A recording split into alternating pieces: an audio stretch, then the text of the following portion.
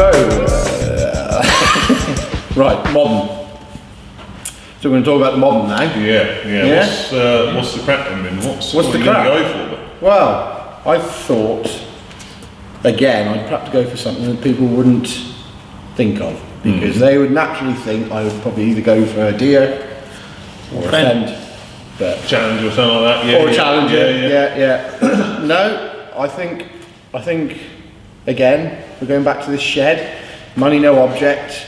Going out and spending it and buying something. I think I would go for a Steyr. Yeah. 9145. All right. Yeah. Now I can picture a 3200, 3230 series. What's the 91? What did you say? What's a 91? 45. 9145. Sisu engine. Is that a bit older than the 3000 series stars, isn't it? 3000.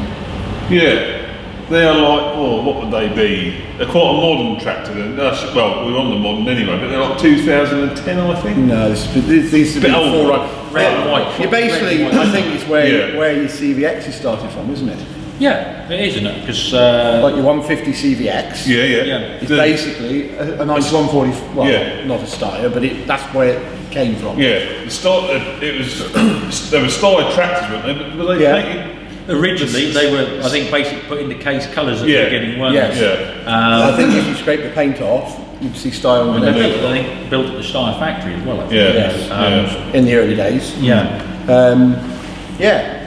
And I suppose I choose one of them is going back to that time. On the farm I worked at the time, we had Steyr. Yeah. We had a couple of 9125s, which were a bit smaller, 125 horse. Yeah. But that was back then, 125 horse.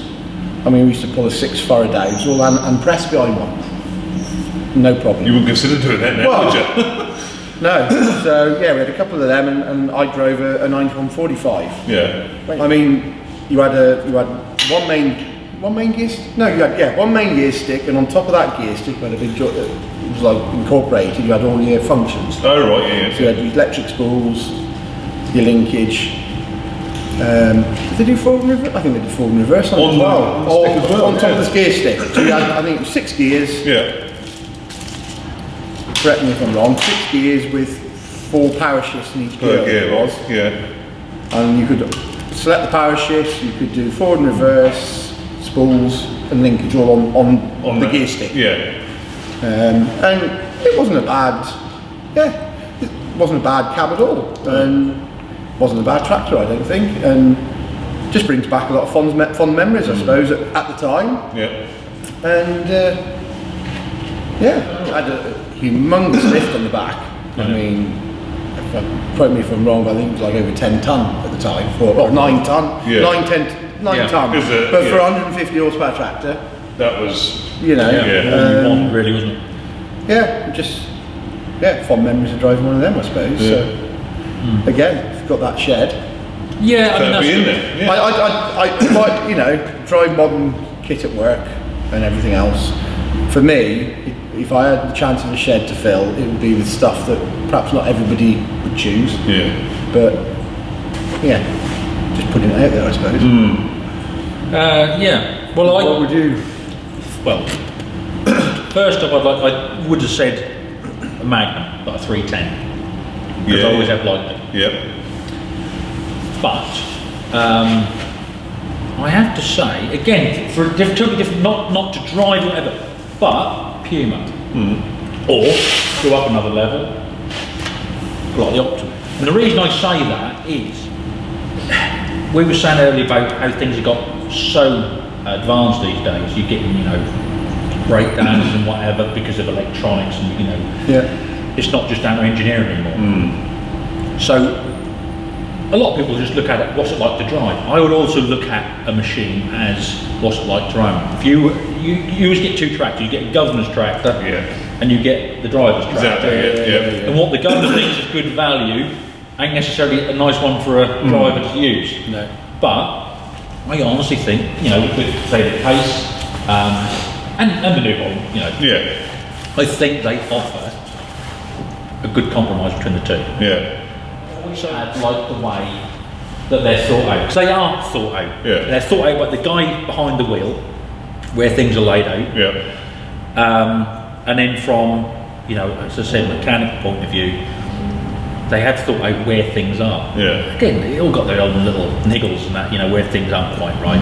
So we said at Fent and that, you got things all jammed behind, you can't see hitches and stuff, you know what I mean? But, so like I said, one of these, or a Magnum, but if I've got to make a choice, I'm going to say at the moment, I'd really like one of them sat in the shed and just to have a bit of time on to get, you know, really get to grips with it. Yeah. As I said, or in blue. If I've got to go in blue, fair enough. Yeah. But One of them with a nice low loader on the back to go and pick up his V8. that would be ideal. Major. That'd be nice. Yeah, I mean, That'd be ideal, like that. Just every time he On the side breaks, of the road, just go and pick him up. And recover it. Yeah. But again, I suppose you can, I suppose, trace the lineage back to your style. Yeah, yeah. You know, hops, and I know there's gaps and jumps and new development, Yeah. but you know, There's a bit of it in there, isn't there? There is, isn't there? It's Stand the at the back, heritage, isn't it? stand at the back and look at them, I can see a resemblance. Yeah. I'm not saying they're the same. No, but you know, that's again, it's just tracing that lineage right back, isn't it? So yeah, as I said, I think I just find it of interest, Yeah. you know, Yeah. and well, Do we ask them? did we bother asking him? Nah, I shouldn't bother. We're going to go for it. Go on, surprise us. I ain't going to surprise you. I mean, you were on You about... did with that bloody major. Yeah, I did surprise you with that. You weren't did. expecting that, No, I was wasn't you? expecting No. that, no. You were on about operators and the drivers. Yeah. I'm going to go with just mainly sort of the driver's perspective. Right. And I think, you'll probably laugh, Fastrac 8330. The latest Fastrac. 83,000, right? Yeah, 8330, the big one. 330 horse. yeah. I think it's a highly underrated tractor. People still seem to think that they are just for hauling down roads at 43 miles an hour. But, you know, I think if you put that tractor, one of those tractors in the field against whatever you like, you know, a 330 horsepower Case New Holland, Fendt, John Deere, you wouldn't find JCB at the back. You know, Right. not just because it's far, you know what I'm saying. No. It would, yeah. possibly, but Would you go as far as say though they're not, you know, the most popular? Those 7s and 8,000. Oh. Don't you? People go for that mid-cab ones, like the 3s and the 4,000s. Yeah. Obviously, new 4,000s. you got, But why is that? well, you got to. It's a good question. You got to wonder why JCB persists with the fast track range, considering the market share is so small and they move so little amount of machines. Why do they bother with the fast track range? Yeah. You know, construction is booming for them. You know, they're multi-million-pound orders for loaders, diggers, and all that. I can't understand really why they bother with the fast track, but They've obviously. Well, they do sell them though, don't they? I mean, They do sell them, but not- I've run them. Yeah. You know, I've run fast tracks, and I mean, everyone goes on about them. You know, about they you know, catching fire all the time. Like, it's only because people neglect them. They get crap and stuff all wrapped up, don't clean off, and don't grease them up. Yeah. But that aside, You get that with any mate. you get don't you can. Yeah. The last thing I saw Yeah. burnt out, actually on a Facebook thing, was a John Deere 710. You know, Yeah. electrical fire. Yeah. It happens. doesn't, yeah. But I think they have really got that cornered, that mark. I know people are putting cab suspension on front suspension, but there ain't nothing that rides like I don't care what anyone says. No, There's nothing definitely that not. rides like a fast track. Then you get, oh yeah, but they don't grip as well. I'm not being funny, that's your fault. Weight it up properly. Yeah. So, Yeah. I mean, anything, exactly, yeah. Sort those out. Yeah, the A330s, I don't know what they got on the back, but they're just, you know, they're a big tyre, like, you know, they're probably not far off. Yeah. Well, that Optim's got round on the back of that one, you know, Yeah. 710 R42s, like. So, yeah, I can't understand what people's sort of problem with them are. And Like, you- you know, they should be given a chance, you know. I honestly assumed you would have turned around and say you'd have a 4000 series. He has. Well, there is that, I have, yeah. So, yeah. Yeah. No, but do you know what I mean? Though? Yeah. Give them a choice. Given the choice, I would, yeah. If But that you- was my, It's a shed, again, you Really? haven't got to use it. I'd have one in there. 8,000. Yeah, one in there. Yeah. Interesting. Hell of a tractor. Got the Fendt Vario transmission in it, so you got a hell of a, you know, you got the infinitely variable transmission, which is very good transmission. You know, you've used one, Ben. You know, Yeah. Oh yeah. there's not a lot not to like. I mean, the cabs aren't the most up to date. or you know the build quality's not there, but it's good enough. Like you know, it's good enough. When I always found that, you know, as much as I love the old things, it does seem that somebody's got like off a shelf, got a steering wheel, got some electronic controls, a couple of gear levers, and that, and just punted them straight to the door. Wherever they've landed, that's where they put them. The little sort of the computer's like a Playmobil computer for a 3-year-old, in it, like you know. But are you still struggling with it? Well, funny you say that. Yeah. He's got somebody coming out to him on Monday. But So, 8,000 series. I would have one. You know, obviously that is one choice of, you know, I could have chose many different things, as we all could have. I could have gone a bit older and, you know, gone down that sort of an 89-10 New Holland. 89-10, 89-70 New Holland.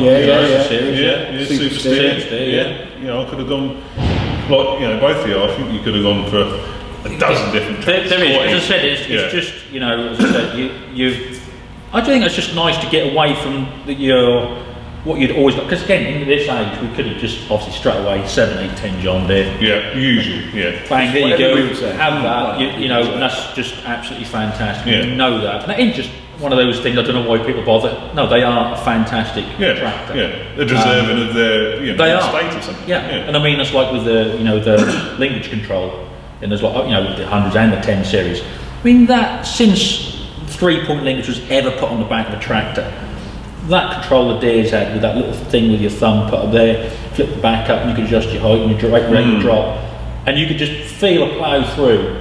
Ticket. That was the pinnacle of linkage control and design.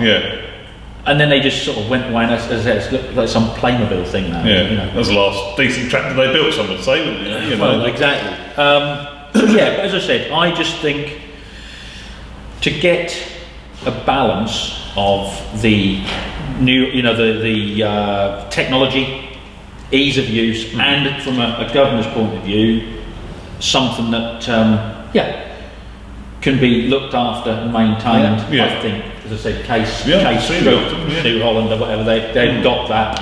They have got that right. So they were sort of the first as well to go with that sort of midway, high horsepower, sort of lighter weight tractor, weren't they? Very much. I mean, I think John Deere followed suit now, and I mean, it's the 6250, isn't it? I think there's a way these actually sound like that where the up comes in. Cot was up to about, was it 230? They had the Puma before. And then you had a bit of a sort of jump where you had this massive Magnum with very little horsepower. So you were like lighter track. And I think it's where that just overlaps. It's a nice sort of area now, because you got something that's, you know, a bit all rounder, I suppose. Exactly. So no, again, and that's where they've thought the design, and that's what I like. So you know, for that alone, that's why I chose that. There we are. And there you go. Lovely job. Right, so I guess we've covered it all. Haven't we? I've gone for the vintage. I went for, much to these two's discussed, a Ford V8 Major, Thorson Major V8. The classic, I went for a Steiger Tigris, and modern, as you just heard, Fastrac 8330. And what did you go for? I've gone for the International WD9, and then I went for the Fen 615 LSA Turbomatic. And I think I'm going to go for the Case Optimum. And I went for vintage Ford 7000. Classic, your Renault, however you want to pronounce it. Renault 155 54. And the modern is the Steyr 145. I think that would be a fair shed if it was all together. It would be quite nice. That would be, wouldn't it? All in 9 together. It'd be a fair old shed, wouldn't it? Move that T-dub out. Well, Nudge it out. Just nudge it over. So I think that about wraps us up, doesn't it? I think so. I think we need to say a big thank you to Starting. For hosting us here. It's been very kind of them. Very gracious Brilliant. of them. And with a good array of tractors they've got on for us, I must say. Great hosts.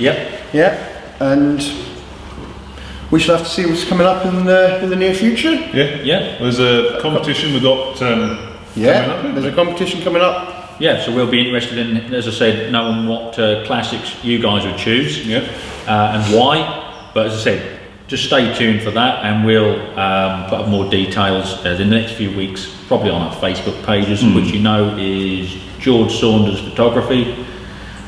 You've got Deano 0303, and then mine, which is Podge Muck. Yeah, so I suppose on that note, we say thank you very much and tidy.